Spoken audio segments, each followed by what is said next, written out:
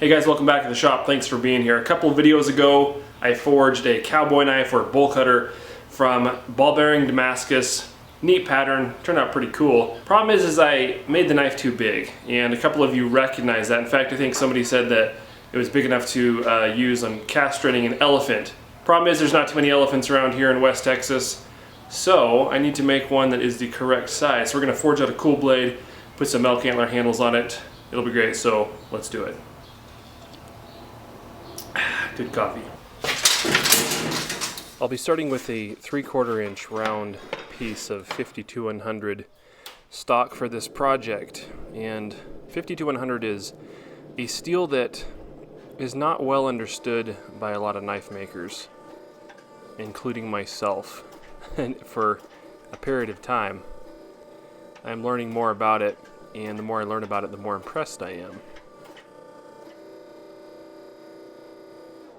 There is an advantage to working with a piece of stock that is significantly thicker than your finished blade, because if you try to forge in a bevel or forge the profile even of a blade from a piece of stock that has the intended thickness, you're gonna have problems. It's gonna really kind of bend over and curl up on you, and when you forge the bevel out, you're actually accomplishing a lot of the width and some of the length to the blade that you want in the finished product.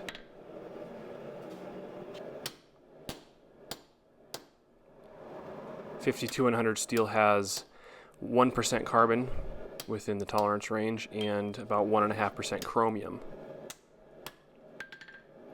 A lot of people think that the high carbon content is problematic, and it can be without proper heat treating processes.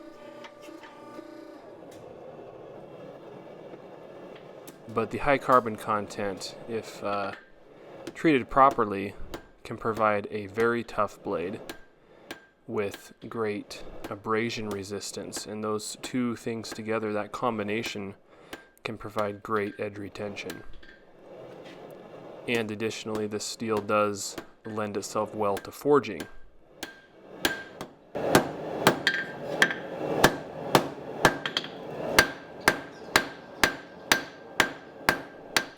I have a rough idea of what I'm trying to make here, but I haven't forged or made this particular blade style before, this size and shape. And you know, you don't want to make exactly what somebody else has made anyway. You want to take a specific design and put your own spin on it, put your own style to it. So kind of going forward here and figuring out what it is I'm trying to do.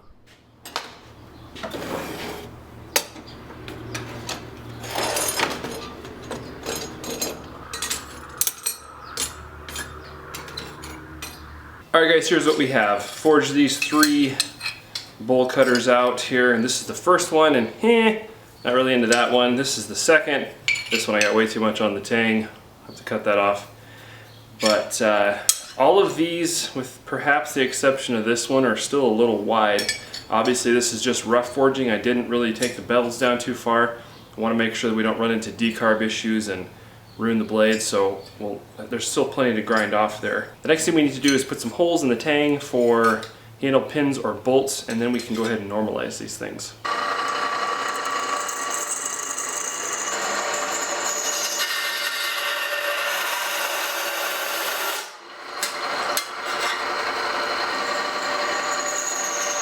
These are too hard to drill through. I let them cool down in the forge from a good high forging heat, or good forging heat, and when you have this carbon content plus the small alloy component, that's not going to do it. So we have to go ahead and sphericize these so we can get a hole through them.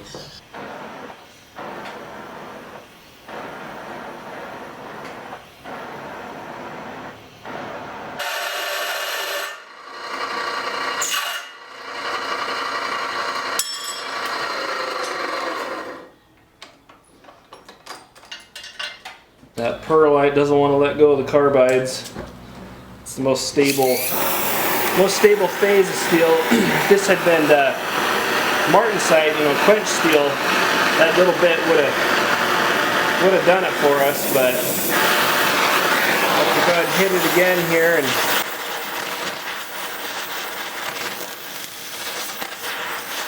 And 6 hours later.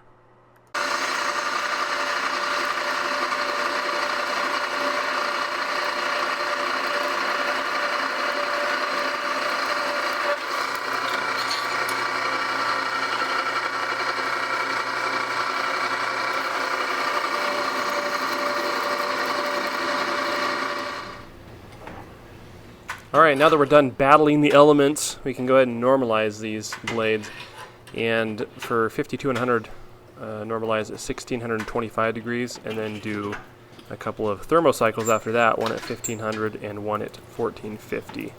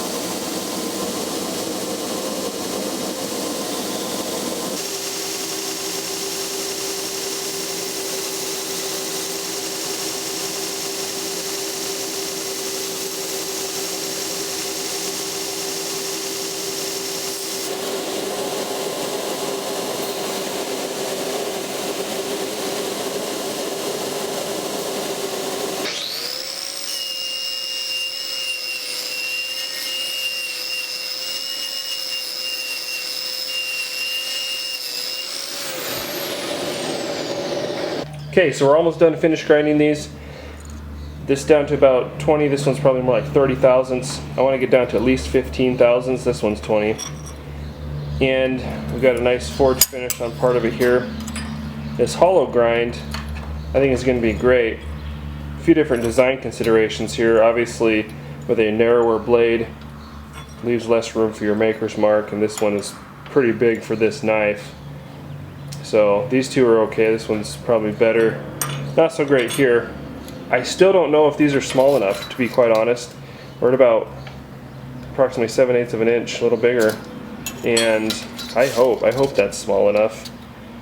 I'm not sure. I actually came back and aggressively removed a bunch of material, you'll notice, because I realized that I was really kind of starting to make the same mistake that I had originally, which is making too big of a blade.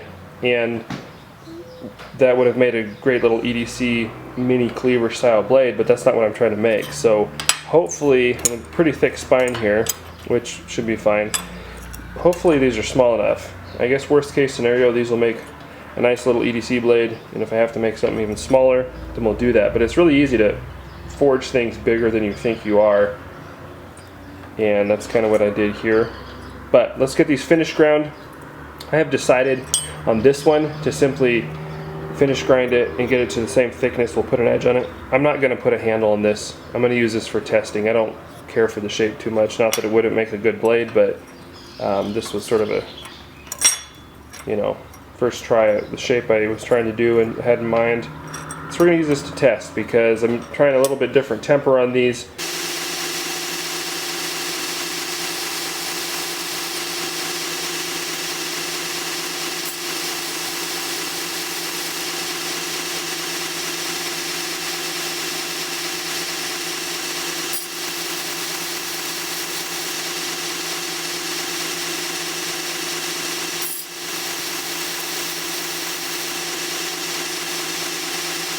Alright, so this is why testing is a good idea, and I actually got this one way too thin up towards the end here.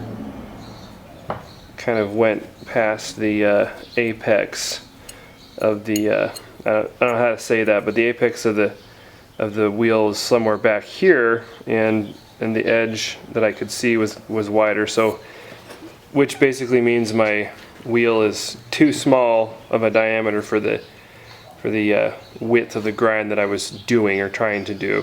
I went to grind back a little bit on that super thin edge and actually had some pieces like crack and break out of there. So I think maybe my temper is a little hard, a little harder than I want it. Granted, that edge was so thin that it doesn't represent what we're going to be doing with it. It was probably literally 5 thousandths maybe less, probably less actually. So I've got our little test blade here, and I'm going to go ahead and do the brass rod test on it to see what this edge is doing. I'll measure this thickness here. I think that's about 7 thousandths.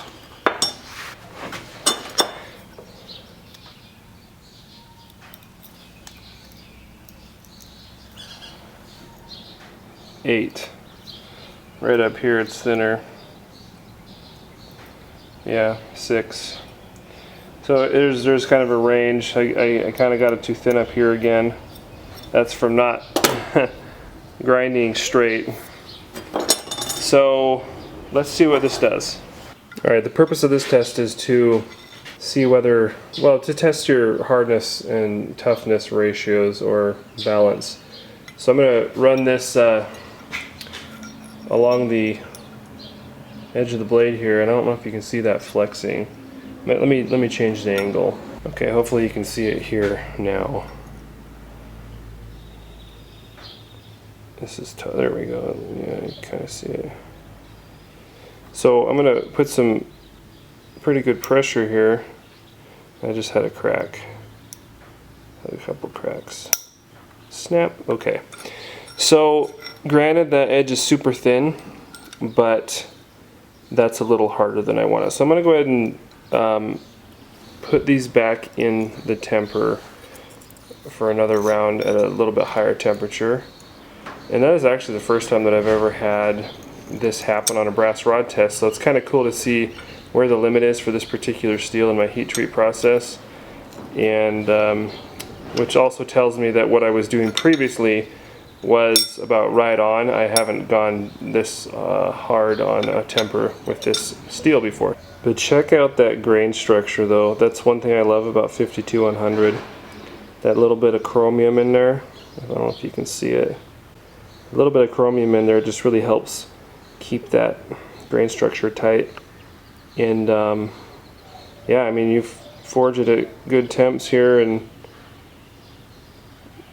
I just do 1 normalizing cycle and 2 thermo cycles, and that's awesome. I've got mask beard. Anyway, hey, I'm in here editing this up, guys, and this project kind of took a little turn that I didn't expect. I wasn't planning on making this into a geek out session over metallurgy, but hey, if we can do it, I'll take the opportunity. So I'm gonna go ahead and release this first part of the video. It's about 14 minutes or so. And we'll finish up these blades once we get them tempered up again, and just roll with it. So thanks for watching as always, and we'll see you on the next video.